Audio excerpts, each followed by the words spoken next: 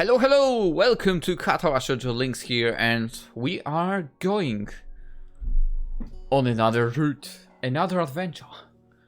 Fourth girl, 3 more and 3 more? I think 3 more? Yeah, 3 more endings. Of course, we have to load the game. So, over here, if I remember correctly. Yeah. So basically, we are skipping past 5 choices, and now we are doing a different one, and that is to read my book. Even if I want to go to talk with Hanako. I do what I always do when I don't know what to do. So basically, what I do is read the book. Like now. I've already started on one of the books I borrowed yesterday, and took it with me to school to fill the empty moments between classes. I find a page that I creased the corner of to mark the spot. You did what? You bastard. I left yesterday night and pick up from there. Misha and Shuzne are still arguing heatedly, probably about restaurants still. If I join them, I'd just get caught up in that, or worse, get grilled about joining the student council. Ugh. Misha isn't speaking aloud since there is somebody who'd need to hear what they are talking about. But why does she tend to sign things even if Shuzune doesn't need to understand what's being said? Or even more strangely, when Shuzune is not around at all. What an odd conflict of habits. I find it hard to focus in the book, and besides, the lunch break beckons me to leave the dullness of the classroom. I do so, heading down to the cafeteria. Misha and Shuzune having come to a conclusion of one kind or another, follow in my wake for still talking in their animated fashion. Why do you follow? Don't. Leave me alone! Just around the corner of the hallway, something hits me in the chest with the force of a runaway train. Ouch. Opening my eyes, I see a pair of saucer-like green eyes looking up at me. Yahoo! They belong to the perpetrator, a short girl who bumped to me and has now fallen down the hallway floor. She wears a PE uniform and a very worried frown. The former strikes me as a rather strange thing to have on a during lunch break. More striking than that, is that she doesn't have legs. Or she does, but they are not flesh and bone. Her pale and very much flesh and bone thighs and in shins and feet made of some black metallic or plastic-like material. They look disturbingly artificial and unnatural. It almost makes me forget that my chest is hurting me. The girl winces a little, rubs her nose and jumps up. Oh man, hey, are you alright? I'm sorry about it, really. I was looking where I was going and you just came out of nowhere. Sorry. She's looking really apologetic in the hurt peppy way of looking apologetic. I couldn't forget about being angry or anything since hurt puppies are my weak spot. It's okay, don't worry about it. I say that, but there is a stinging pain growing in my chest, and I know that this is about the biggest possible danger for my condition. Don't exert yourself. Don't forget your medication. And most of all, don't get hit in the chest. I try to wrap my solar plexus to chase the pain away, holding my breath in an attempt to hear my heartbeat.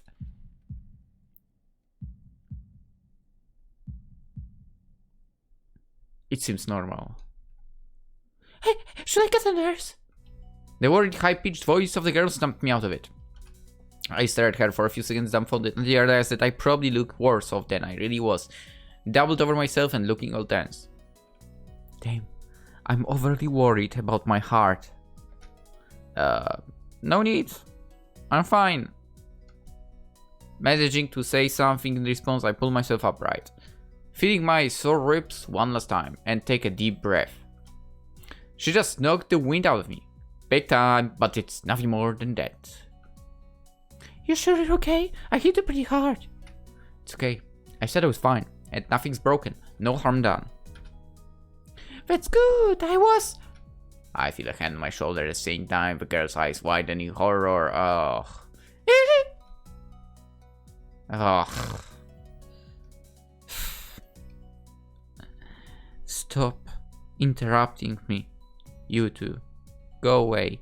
I don't have time to look behind me because Shizune is already shoving me aside and stopping over to the girl, signing furiously at her. Missy Barazaki, I saw that. Running in the halls is strictly forbidden. Misha translates right on Shizune's tail, but her voice is girlishly playful, not full of divine fury Shizune's arm movements would seem to call for. Sorry, I was just going to go get some stuff and I was kind of hurry. You've been told this 1,000 times before! Your reckless behavior endangers other students, and even worse, it's explicitly against the school regulations! The girl blushes and starts to fidget nervously like a little child caught misbehaving. It's so cute, I find myself smiling. I know that I was just... Make sure that will not happen again! Oh, I'm sure telling you this is forbidden and only causes me further headache when you choose to ignore the regulations! Got that, Amy? The small girl sticks her tongue out in response. I gotta go! Gotta go fast! Teacher will have my head. I promised to help with the printouts, but I went running instead. Sorry, but they've gotta change and everything. Before Misha or Shizune or I can say anything, she's already bolted from where she was a second ago, almost halfway towards the stairwell. She looks like she's about to go nuclear on the spot, so nothing different from every single second. So I smiled at her in a vain attempt to calm her down. Are you okay, Hichan? That Ibarasaki gets always like that, causing trouble to others? Yeah, you know, I'm pretty certain Shizune wouldn't call me Hichan. Never mind! Yeah, anyway, I'm okay, just got the wind knocked out of me. That's great, Hichan! I wouldn't call it great, but I let it slide this one time. We have to run now. There is an important... You can't run! Yo! There is an important student council meeting regarding the festival, and we finally decided where to eat. Good luck with that. Too bad you can join, but this lunch meeting is only for council members. Good luck. We can take it there some other time. Oh, but that would be like a date, wouldn't it? Yo, I mean, Misha, if we go just the two of us, sure. If Shizune is not joining, sure. The girls leave for downstairs. I didn't manage to get far from the third floor halfway before all this commotion struck, literally. I should get going as well. The lunch and the afternoon class pass uneventfully. I read most of the book I had started yesterday and eat some of the mostly inedible offerings of the cafeteria. The class is tiresome. The teacher seems like an okay person despite the weird first impression I got. Impression, sorry. And the material is relatively interesting. However, the way he teaches is really bizarre. It's as if he expects that everyone is a natural genius. Wait, that would mean that every single teacher in Poland expects that. Because they freaking suck at teaching. Most of them. Did I have any teachers that I wouldn't think that of? Maybe in primary school. And when the final bell sounds, I realize that there is still a lot of time left in the day, and I'm left wondering what to do. It's odd. At the hospital I had 24 hours a day of free time, but here filming the considerably shorter hours feels difficult. Everyone else leaves and I'm left alone with the teacher. Muto is examining the assignment sheets we were working on earlier, marking them with a red ball pen. Raising his eyes from his papers briefly at me and furrows his brow. What is it, Nakai? I jump at him addressing me, but I guess it's natural to spark some conversation since there is nobody else around. Nothing. Thinking about what I'd do after school. They just slowly puts the cap on the pen he's holding and arranges his papers into a stack, clacking against the desk twice. He seems very methodical, and for a brief moment I'm reminded of Shizune. But the teacher is more unhurried and relaxed, much more routine. Good. You have no plans? No, I mean I consider joining club, but don't know what kind of club would interest me. Go observe meeting of someone else's club, might pique your interest. I guess. But I don't know how to continue from there. Muto looks me in a way that makes me quickly want to take the words back to avoid a conversation. But I can't, so I have to forge ahead. I just don't know how to deal with people, I mean, the other students. I'm talking to people and everything, so it's not that I'd be isolated or everything. I just don't know what to think about, well, with these abilities. It's like, it feels that I'm being impolite if I pay attention to them, and it's weird to ignore them. Damn if I do, damn if I don't. The teacher scratches his cheek absent-mindedly, looking very unresponsive. These things are only an issue if you make them one. You can talk normally with someone, even if they are blind or something. Try to look behind the superficial. There is not a single student here who isn't just a normal kid behind whatever they might seem at first glance. He says the same thing as you got it. I know they're right, but it's hard. How can you not consider, for example, Shizune's deafness, when the only way to communicate with her is to talk through Misha? Or Hanako, it's not like you can ignore her face. Cute face. But I'm interrupted by the door of the classroom suddenly slamming open. Teacher! Misha crashes in, hands straight in an enthusiastic greeting, her voice loud and loud enough to wake the dead from their graves. She starts towards the teacher's desk with her bouncing step, hands energetically swinging with the rhythm. Muto, visibly dismayed at the eruption, and Misha in general slumps in his chair. Mikado. Misha stops in tracks and looks around cluelessly, as if she's sensing from his tone that something's wrong but has no idea what. Yes? We have talked about volume control before. Yes! But she doesn't lower her voice at all, and the teacher just rubs his eyes. So what is it? We need help. We are running out of supplies for the festival stand. No, don't. Run! Man, run right now. Run to the hills. God damn it, run to the forests. Wherever, just run so we don't have to do this. This is a distress. She waves a pink slip of paper she's holding around. Run for your life, man. Go. So, go get more supplies from the art room. What's the problem with that? Plywood. Plywood is always the problem. Last time we wanted more, there was only a little, but that time we just took it all and went with that. Now there is like none there left. Well, none left there. So, do you know where there is some? I just said, how would I know? Shi-chan! I mean, the president thought that the teacher would know if there is plywood. Was she wrong? Muto looks like he's in great pain, frowning with his entire essence, and Misha doesn't get it at all. Looking at the two of them communicate is terrible, like looking at a man being tortured by drilling his skull open while blasting pop music at full volume at the same time. Yeah, that's how I feel when Shizune is around. I'm afraid I have no idea if there is any plywood in the school, let alone where it would be if there was any. Oh, what should I do? What should I do? What should I do? Perhaps try to find Mr. Nomiya? I'm quite sure he would know where to find everything you need. You just have to pry them from his cold, dead hands. But that's a different matter. I don't have time. We're so busy. She holds her head with both her hands, looking as despairing as is possible for a person like her. Without even noticing, she crumples the note she's holding against her hair. I shouldn't even be fetching those things. There is so much to do that we are falling behind the schedule. Muto looks at her gravely and then suddenly smiles. No. Smiling doesn't really fit his face. I think it would be better if you didn't. No.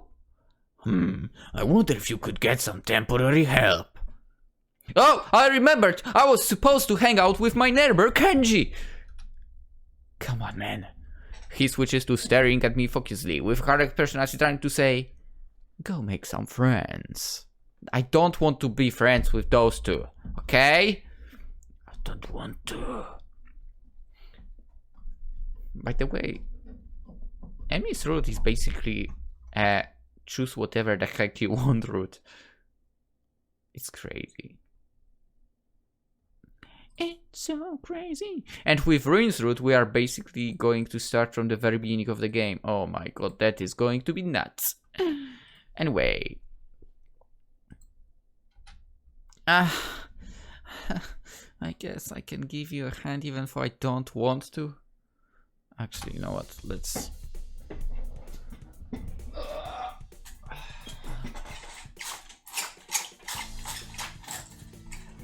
Better, I think. You can! Thanks, Kitchen! You're really nice!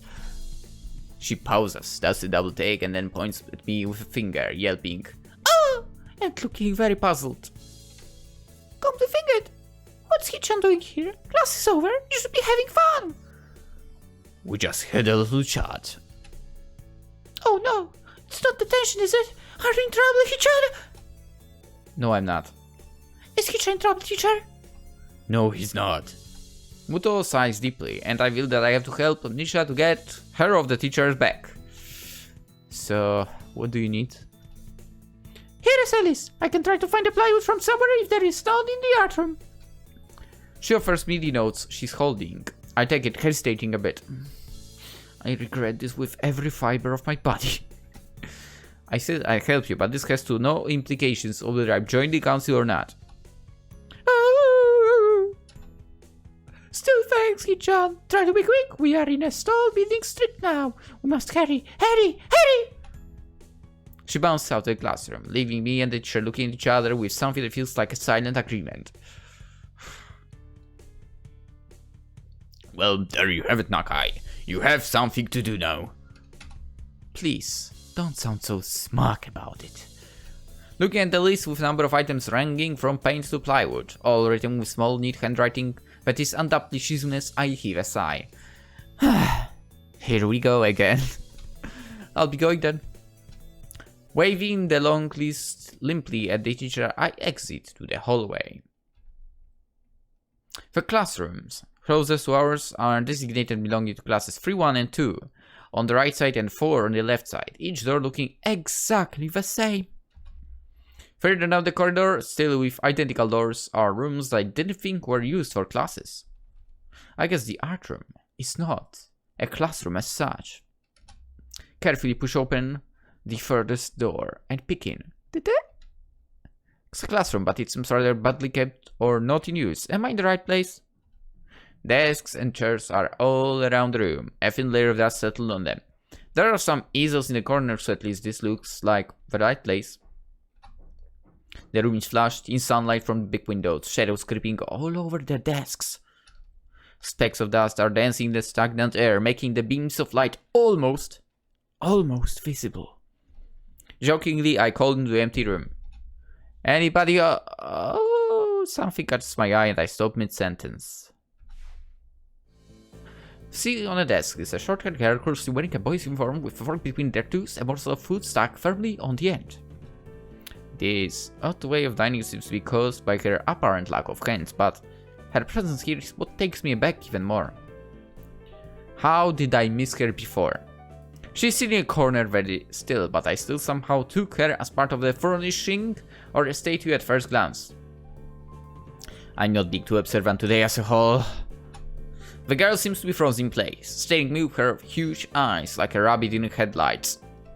She's staring at me, her mouth wide open, ready to accept the fork. After staring at her, my mouth wide open, suddenly remembering I didn't finish my sentence and trying to think if I should. This weird stalemate keeps us both stunned into silence, punctuated only by the wall clock ticking rhythmically. Hello? The girl stuffs the forkful in her mouth and is now staring at me expectantly while chewing. This is a bit awkward. Hello? I was told to pick up some supplies from here. For some festival stalls, I think. I didn't think there would be someone here. There isn't. That's why I came here too. She picks up another forkful.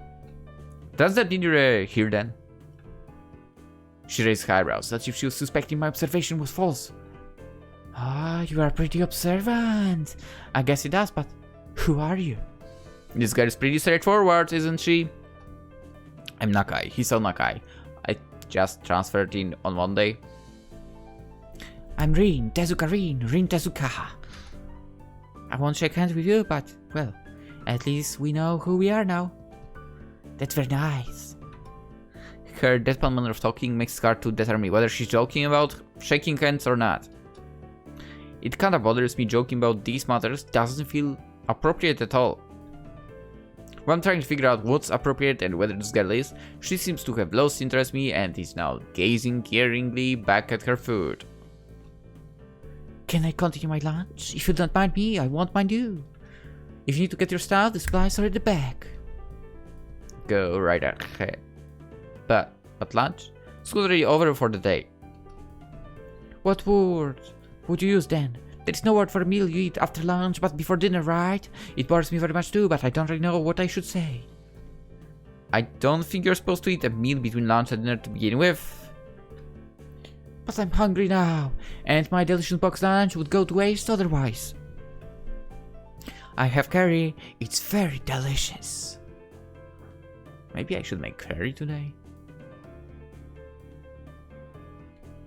With much decisiveness, Rin once again picks up the fork between her toes and with at least as much impoliteness, she points it straight at me. So, Nakai, what brings you to this place? Like I said, I was told to look for the things. No, that's cool. From outside look fine. Is your problem inside? I come to a full stop, opening my mouth but not getting a word out. I can guess. I'm good at guessing. Better than most people. Rin cuts me off before I can answer a question, or skirt around it somehow. I don't know which I would have done. I froze in front of the issue again. I haven't even told anyone here about my condition, or maybe it's only because it hasn't really come up. I do get the feeling that not making issues of this is a part of the social code here, as the teacher said. I wonder if the people here could relate. Probably not any better than any normal person could. I can't relate to Shizune's circumstances or Lily's either. God damn.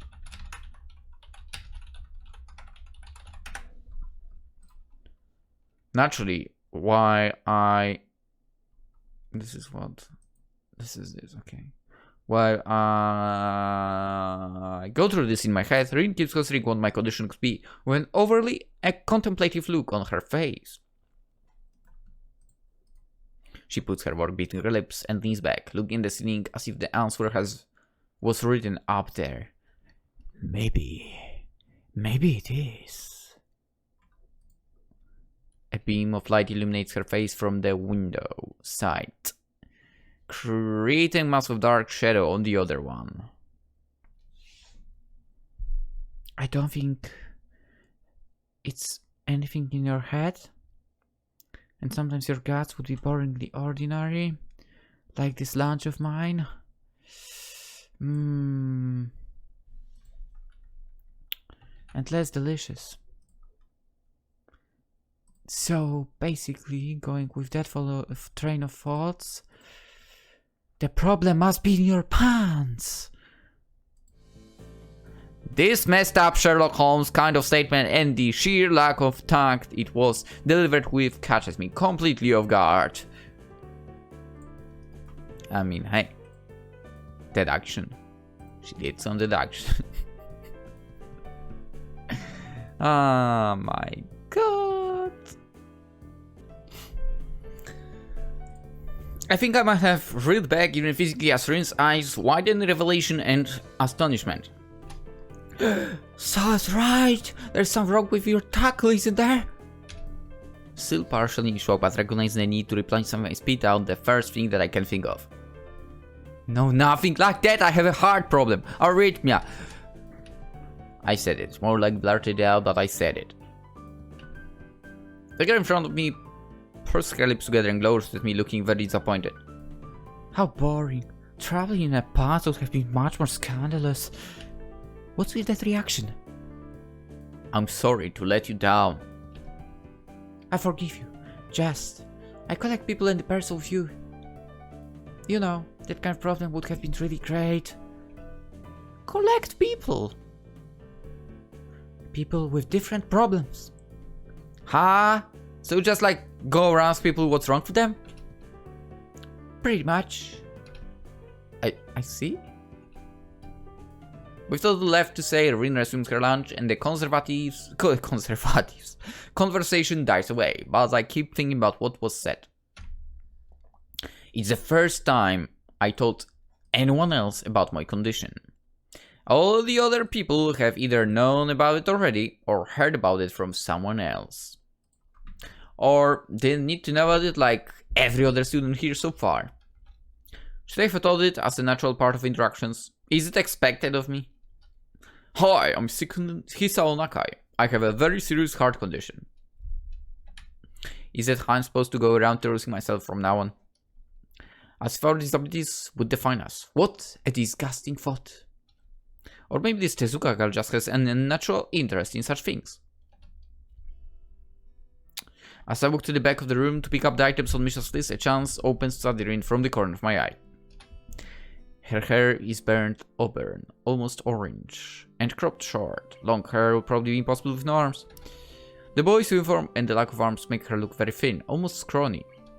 She is not particularly pretty except for her murky, that's not true, green eyes, which flicker restlessly from below her short bangs even when she eats. The distance and the shadows make it seem like they don't reflect sunlight at all, but instead absorb all of it within them like deep wells.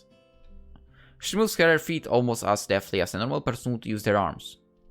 However, I can see how this side could discomfort people. Especially while eating.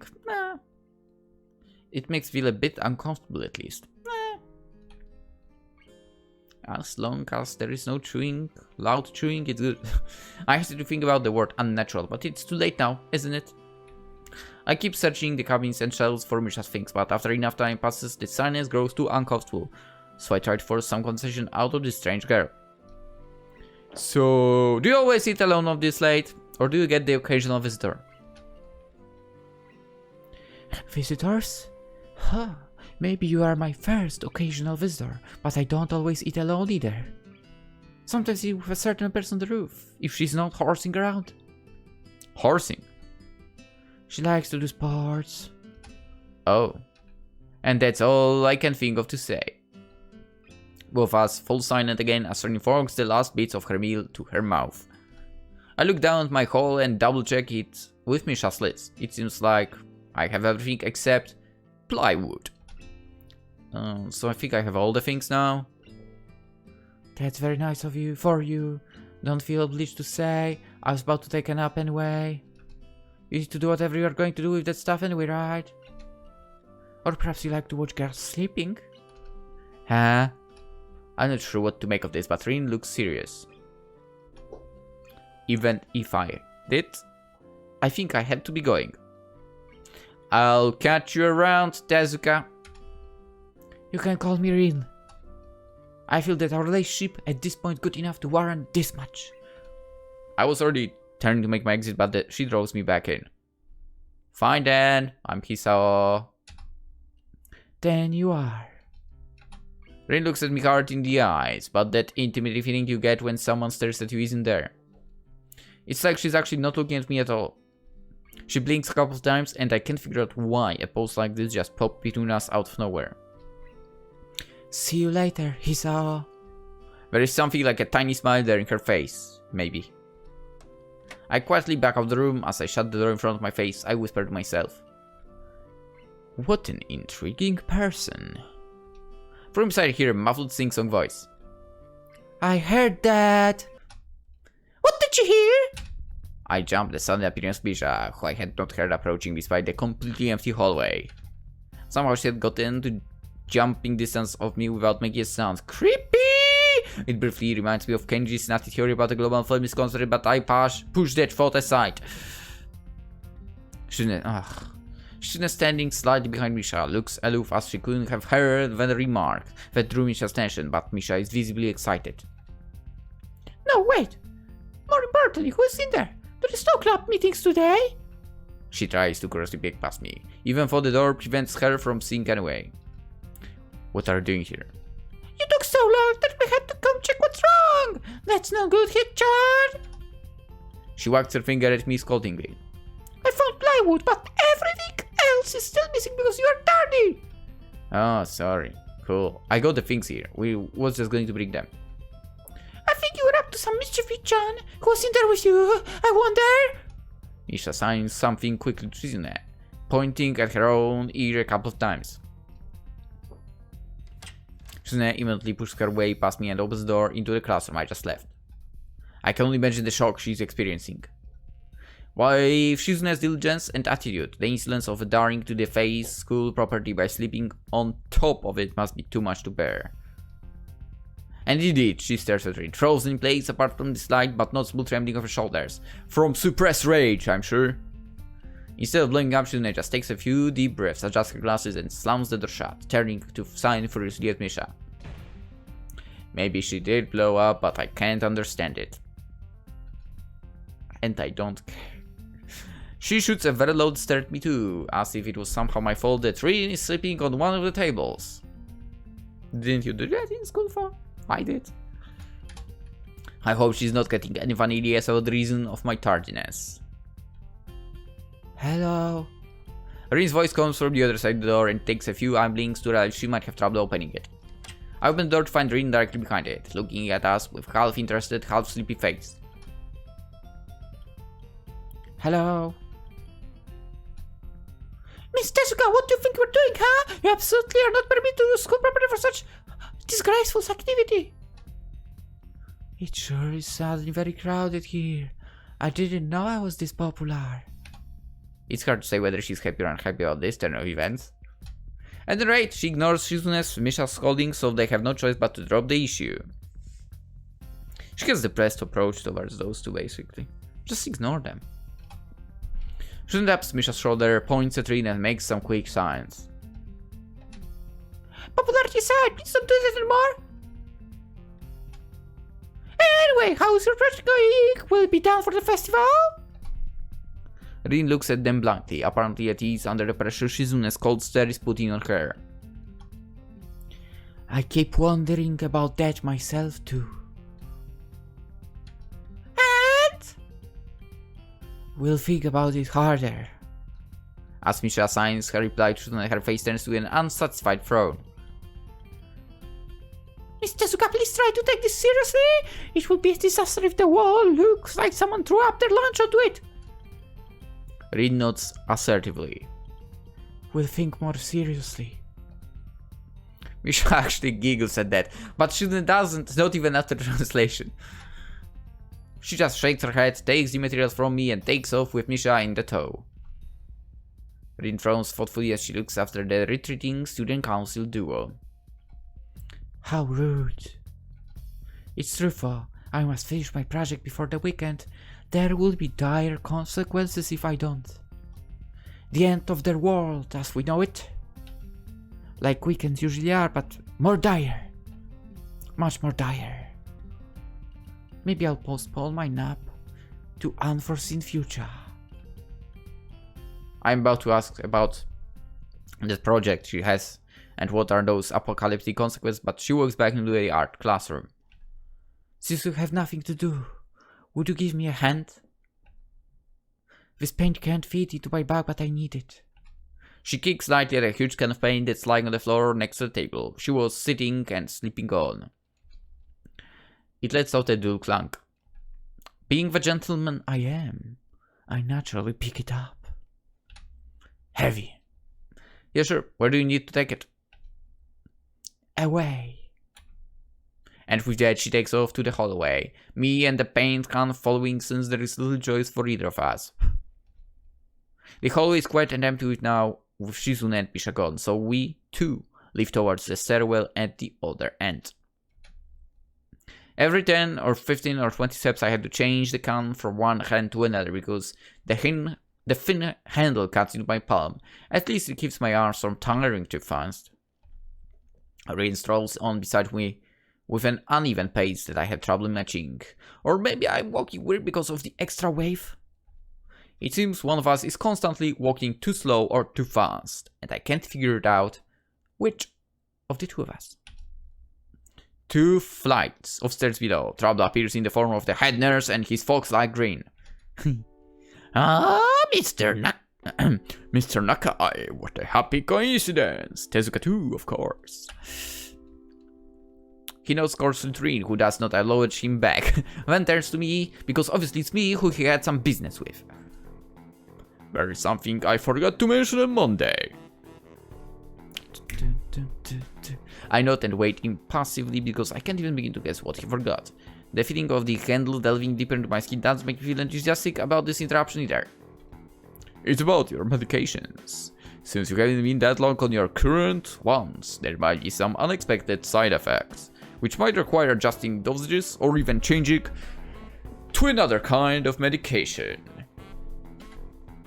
So we'll do a few tests regularly, but what I'd want is for you to keep an eye on everything in your condition that feels off, if you get what I mean. Nosy, headache, anything, and come see me if something happens. Alright. So, how are you? Everything fine? I give up and drop the can to the floor before answering him. Apparently this takes longer than my biceps can handle. I'm about to say something generic as an answer, but then I realize how often I've done that lately. Other people have asked me that too. Teachers, students, here, parents, visitors, nurses, doctors at the hospital. Everyone seems to be concerned about that. It's natural for a hospital, not so much for the school. Except this school. This is a small school, and both the student base and the faculty seem to be very tightly knit. At least that's the feeling I'm getting. And this is not the kind of school that gets transfer students too often. Default sends shivers up my spine, but I give a generic answer anyway. It's great. Also, one other thing. My source told me that you've been at neither the school track nor even the pool, so I'd like to know if you have taken up exercising as I asked. We know who's on the school track. Like, you know, he's inside person, right? The spy of our nurse in the school. I wonder who's the spy on the pool. Of course I haven't, but his way of inquiring gives me the feeling I shouldn't be running my ass off on the track since the very first day. You have people spying on me. Not as such. I just happen to know a few people, but that's not the issue here, so don't try to slip out of it. Well, I was actually doing some improvising weightlifting as an exercise.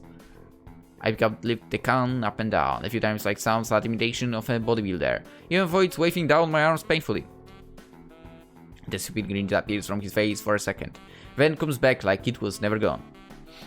Tezuka, would you give us a second? The nurse grabs me by the shoulder without waiting for Rin's permission, which he didn't need in the first place, and drags me aside.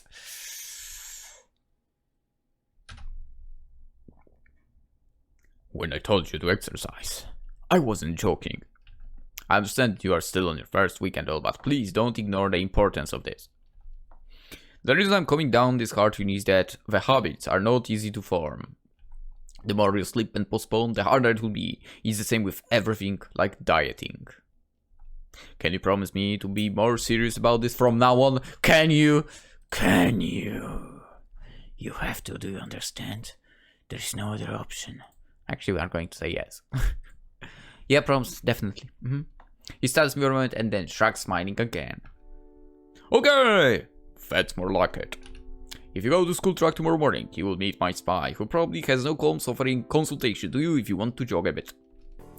Consultation. See you around. He leaves with a wave of his hand and no answer, and I walk to Rin, who has been waiting in the leaning against the hallway wall and staring at the pale lighting fixtures in the ceiling. Even when I approach, she doesn't move her eyes off them. Are you getting medications for your heart thing? Were you listening? It comes out more accusatory than I intended, accidentally lashing out on her.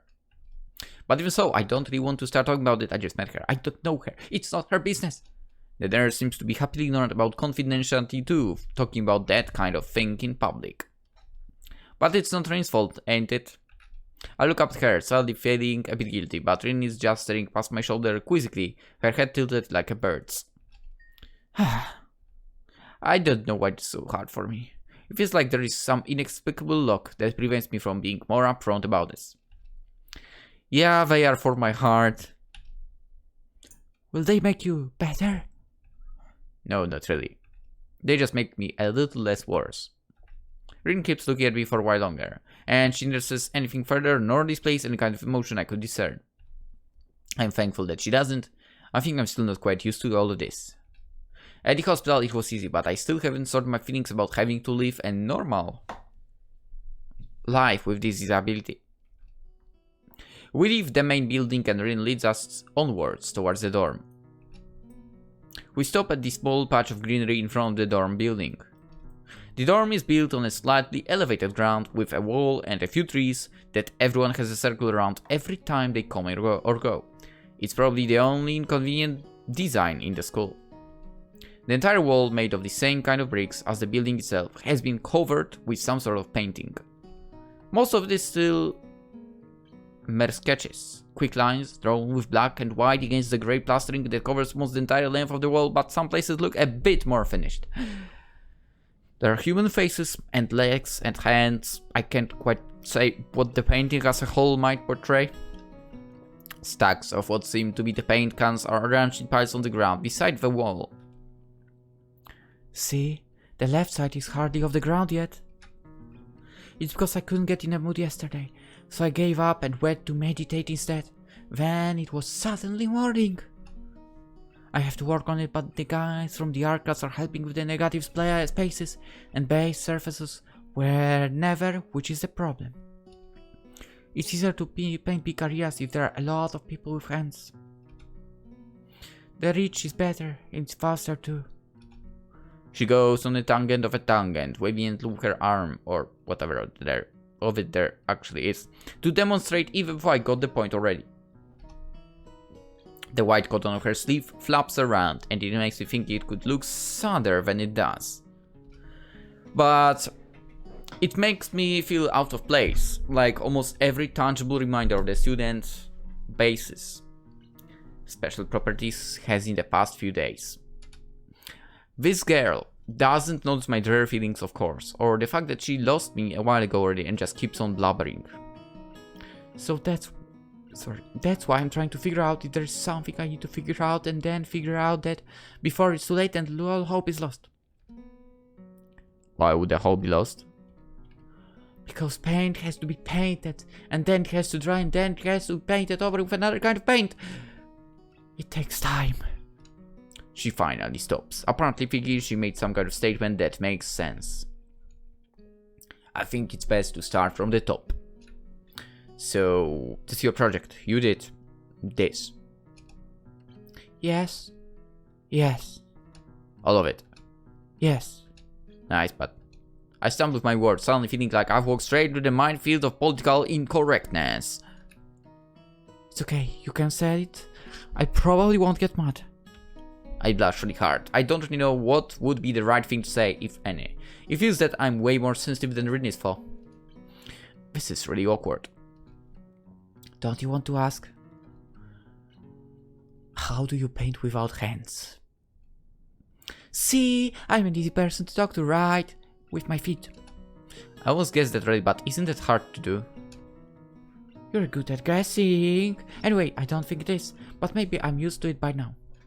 I can't get my mind around the fact that she could be an artist, but seeing how adept she was using her feet to it, I figured painting might not be a problem either. Neither of us has anything more to add to the subject. The afternoon light works pretty well. I was afraid it would look too flat, but it's not like that after all. I think it's actually pretty interesting. I want to see what it looks like in dim light. Do you think it's flat? Well, painting stands to be flat? Not like that flat, you know, flat like some people are, no substance, no meat, where there should be some. I know a few girls Okay, I get it. But I couldn't really tell. I'm not good with art. I can't name many artists or artistic terms. Same. So I don't really have anything to say. Rin shrugs her shoulders at that, saying, "Suit yourself," without saying it, and looks up at the sky as if trying to look for something up there. I don't think I get any actual work done, but if you give me a hand with the paint, I could do a little before it's too dark. I want to get a halogen lamp like the ones they have at the sports track, but there aren't any. Rin sure is quick to recruit my help, as was Shizune. Except in this case, I actually want to help. It really makes me feel that the festival is such a big project that every pair of hands is needed. Why not? I'm not really sure if I can be of any help though. You're just mixing some paints, you can do that, probably. Do you have motor control problems like you know? Those people who have some? Cerebral palsy maybe? Not that I know of. I get it, hard thinking has nothing to do with that.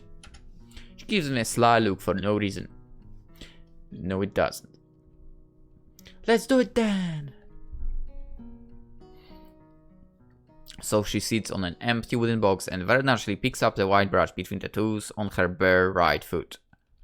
I open a few of the cans and pour some of the contents into shallow bowls for mixing. The thick paints flow lazily from the can to the bowl like a syrup.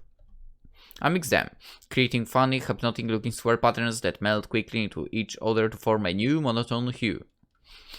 Rin sets to work every now and then asking me for a hand with something or the other.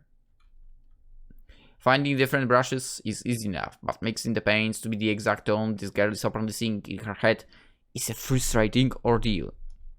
She wants precision down to the last millimeter before she's satisfied, but her instructions are obscure at best. And half a splash of green. I crouch down to pick up the can of bright green. The other green, this green.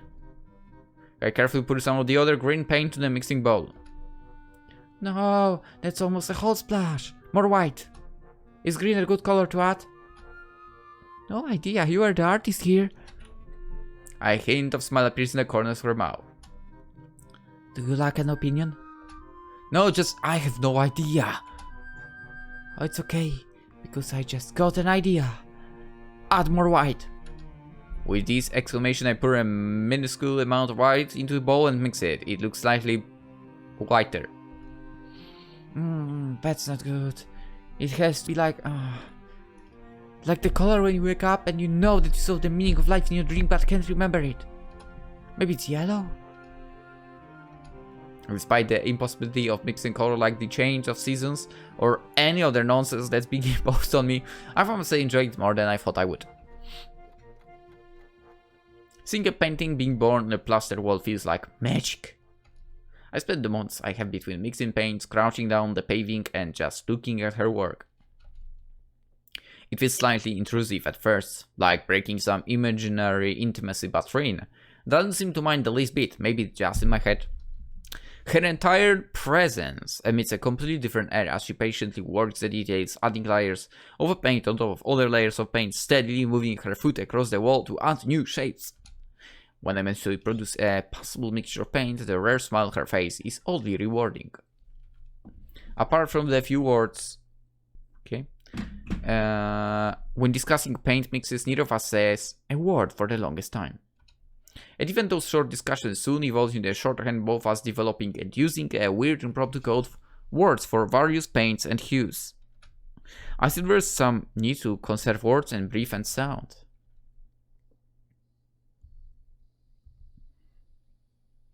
We stay there late in the evening until it becomes too dark to paint properly.